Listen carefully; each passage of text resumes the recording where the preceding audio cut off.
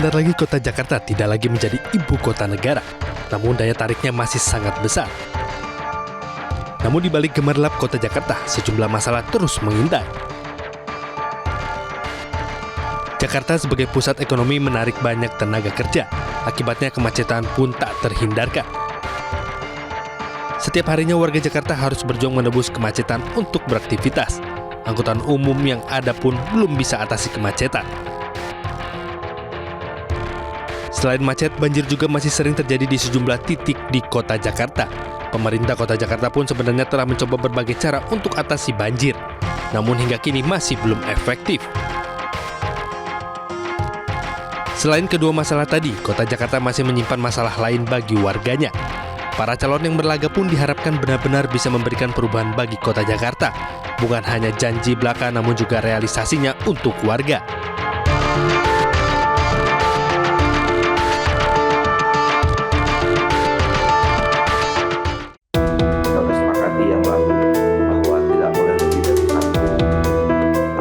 Dalam rapat dengar pendapat yang diadakan Komisi 2 DPR bersama dengan KPU, Bawaslu, DKPP, dan Kementerian Dalam Negeri, semua pihak menyepakati rancangan peraturan KPU yang mencakup pemanfaatan sistem informasi rekapitulasi atau Sirekap dalam pelaksanaan Pilkada Serentak 2024. KPU menegaskan Sirekap yang akan digunakan telah disempurnakan dan akan melengkapi penggunaan dua Sirekap sebelumnya, yakni Sirekap Mobile dan Sirekap Web. Dengan penyempurnaan Sirekap ini, publik bisa terlibat dalam mengawasi proses pemungutan suara di Pilkada secara maksimal. Sirekap adalah alat bantu berteknologi khusus untuk menghitung dan rekapitulasi pemungutan suara. Sebelumnya, pada pemilu legislatif dan Pilpres 2024 lalu, aplikasi Sirekap KPU ini sempat menuai drama. KPU pernah memutuskan untuk menghentikan penayangan grafik atau diagram perolehan suara hasil pembacaan Sirekap terhadap formulir C1 hasil TPS. Dengan penyempurnaan Sirekap ini, KPU meyakini situasi yang pernah terjadi sebelumnya tidak akan terulang pada Pilkada mendatang. Terima kasih Anda masih bersama kami dan kita masih bersama dengan Ketua KPU Provinsi DKI Jakarta, Bapak Wahyu Dinata. Pak Wahyu, tadi kita sudah membahas gitu ya di segmen sebelumnya mengenai soal debat perdana, dan sekarang kita akan bergeser sedikit mengenai nanti pas pembahasan soal pelaksanaan di hari pencoblosan ini. Yang kabarnya katanya KPU dan DPR ini sepakat untuk menggunakan Sirekap lagi gitu. Apakah nanti Sirekap ini sudah dilakukan penyempurnaan atau perbaikan untuk Pilkada ini? Ya, yang pasti kan memang sistem apapun tidak ada yang sempurna 100%. Dia pasti akan ada perbaikan, ada evaluasi dan segala macamnya ya. Nah, penggunaan Sirekap ini sebenarnya secara realnya itu sangat bermanfaat bagi kami terutama di DKI Jakarta ya. Pertama itu menghemat waktu pelaksanaan rekap dan kedua sebagai kontrol ya, kontrol hasil pemilu yang ada pada tempat pemungutan suara. Karena tugas utama kami ini kan menjaga kemurnian suara di TPS.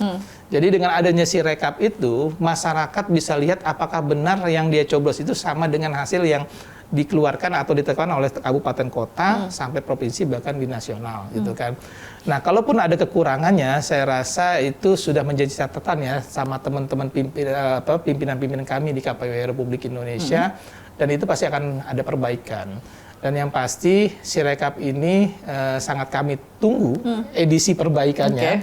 Yang sekarang juga lagi diadakan rakor nih, rakor Sirekap oleh divisi teknis yang mudah-mudahan hasil Sirekap ini bisa ada penyempurnaan sehingga tidak terjadi kesalahan-kesalahan pembacaan seperti misal pada pemilu legislatif dan presiden yang lalu gitu. Oke, itu artinya tadi kalau Pak Wahyu menyampaikan bahwa nanti kami masyarakat pemilih bisa melihat atau mencocokkan data begitu. Itu artinya nanti Sirekap bisa diakses oleh para pemilih atau masyarakat atau tidak hanya oleh KPU saja. Iya, Sirekap ini kan sistem di kami sebenarnya. Tapi kami mempublikasikan Sirekap itu melalui informasi pemilu. Jadi masyarakat bisa lihat misalnya Mbak Zila Mbak Zila itu di TPS berapa? Ya udah, tinggal cek aja di TPS itu kira-kira benar nggak hasilnya dengan yang tadi sudah dibacakan oleh petugas pada waktu proses penghitungan. Nah, ini yang sebenarnya sangat berguna itu Sirekap itu seperti itu ya. Apalagi ketika hasilnya itu dibawa rekap kecamatan, itu kami nggak perlu input lagi. Kalau zaman dulu kan, kita satu persatu kita input hasilnya. Bisa jadi waktu input itu ngantuk, yang harusnya diinput di nomor 2, ke input di nomor 3 gitu kan. Nah sekarang ini enggak, semua hasil sudah ada. Dan kami hanya melakukan konfirmasi bersama hasil pemilu, foto C hasil dan jumlah-jumlah yang ada. Ya mudah-mudahan sih versi terakhir ini lebih bagus ya daripada versi-versi yang kemarin itu. Berarti ini artinya ini penyempurnaan dari dua versi yang sebelumnya begitu ya Pak ya? Betul. Nah kalau disebut penyempurnaan harusnya bisa lebih sempurna dan bisa lebih maksimal nanti bekerjanya ya Pak ya? Mudah-mudahan kami, karena percaya betul pimpinan kami pasti akan ada proses evaluasi ya terhadap proses-proses Sirekap yang ada itu. Amin. Berarti nanti akan ada akan 3 berarti ya jenis Sirekapnya Pak ya? Sirekap yang kami gunakan tuh ada 2 jenis. Pertama Sirekap mobile, kedua Sirekap web. Nah, hasil Sirekap mobile dan Sirekap web itu dipublikasikan lagi ke dalam info pemilu. Nah, info pemilu ini yang bisa nanti diakses masyarakat untuk bisa melihat hasil dari TPS yang mereka datang pada hari pemungutan suara. Nah, Sirekap mobile yang kemarin terjadi itu adalah memang ada kesalahan pembacaan di Sirekap mobile. Sirekap mobile itu ketika dia baca, misalnya di foto, itu kan hasilnya keluar berupa angka-angka kan. Nah, kemarin itu kan pimpinan kami juga sudah menyampaikan ada beberapa kesalahan pembacaan, misalnya X dibaca 8. Jadi kan kalau kita penulisan 3 digit itu kan XX2 misalnya, atau jangan 2 deh, tadi calon kandidat. XX10 misalnya gitu kan. X10 dibacanya jadi 810. Atau ada yang XXX nggak dapat hasil sama sekali, dibacanya 888. Nah, ini mudah-mudahan sudah dilakukan perbaikan oleh para pengembang ya. Tentu saja kan kami ini kan bukan membuat program, tapi kami punya kebijakan dan pengembang itu yang mengimplementasikan kebijakan-kebijakan yang ada itu. Gitu. Jadi semoga nanti dengan penyempurnaan ini bisa menangkap ya, jangan X dibaca 8 lagi gitu tapi ya Pak. Tapi teorinya ya, kalau kemarin kan yang bermasalah itu kan di legislatif. Kenapa legislatif itu bermasalah? Karena komponennya banyak. Kayak di DKI Jakarta itu ada satu dapil itu 12 calon. 12 calon kali 18 partai politik. Dan itu bisa lebih dari 20 lembar. Jadi kadang-kadang ada yang kelewatan halamannya. Nah, kalau sekarang variabelnya sangat dikit ya, sangat dikit karena cuma 3 halaman. Pertama adalah administrasi kepemiluan, kedua hasil pemilunya, ketiga penjumlahannya. Nah, mudah-mudahan dengan hasil itu kesalahannya itu sangat minim. Karena Sirekap ini kan sebenarnya dipakai itu karena waktu 2020 dianggap berhasil. 2020 kan pilkada. Nah, memang uji coba sebenarnya itu kemarin di 2024 ya. Nah, itu memang agak kredit, tapi secara garis besar kalau di DKI Jakarta aman lah. Aman lah ya.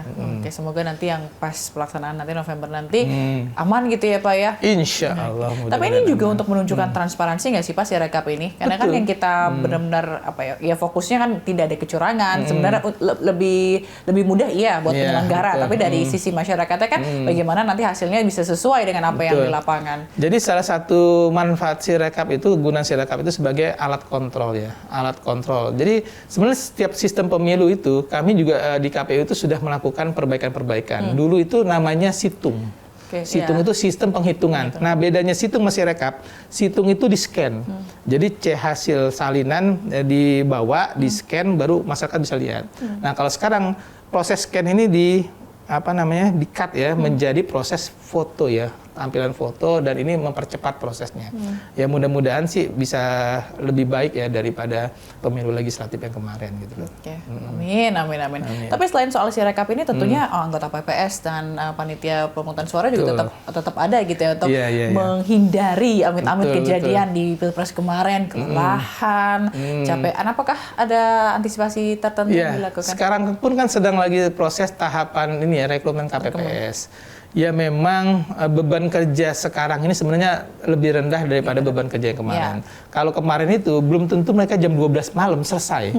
Kalau sekarang kami sudah di KPU RI ya, kemarin saya juga sudah ikut 2 kali simulasi. Pertama di Depok, kedua di Maros, Sulawesi Selatan.